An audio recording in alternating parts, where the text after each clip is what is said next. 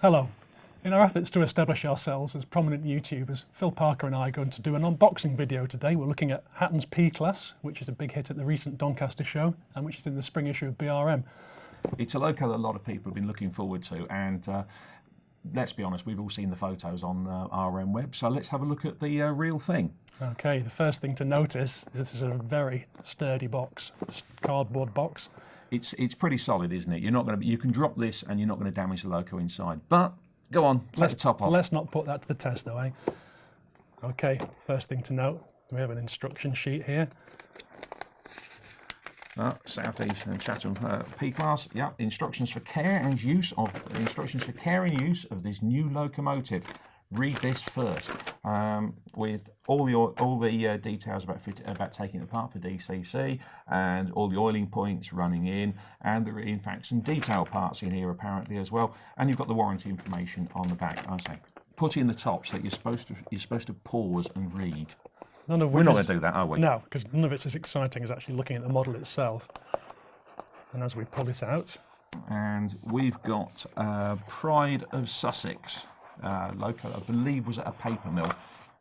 Standard sleeve there, and then we find the detail parts as promised.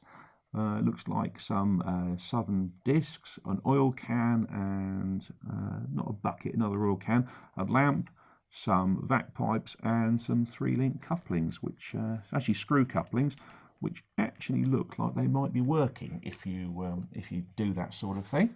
Okay. And then the grand unveiling, the model itself, the loco itself. Now this really was catching a lot of attention at the recent Doncaster show, and it's easy to see why.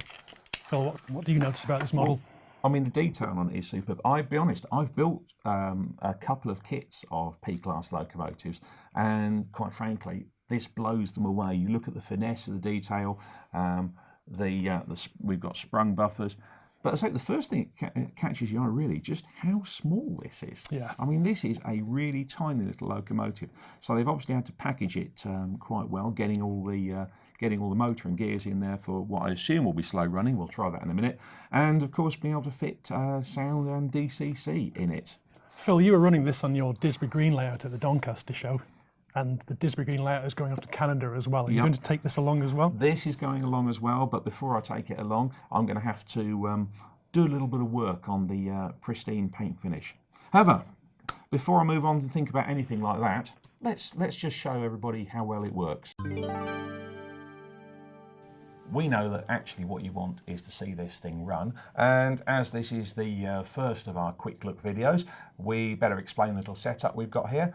I've got a test track that I built some time ago for an article. I've given it a quick refurbishment, cleaned the rails, and rather than plugging a controller in, what I'm going to do is I'm going to use a 9-volt battery, because if we use the same sort of battery for every locomotive we test, then you can compare the performance one against the other.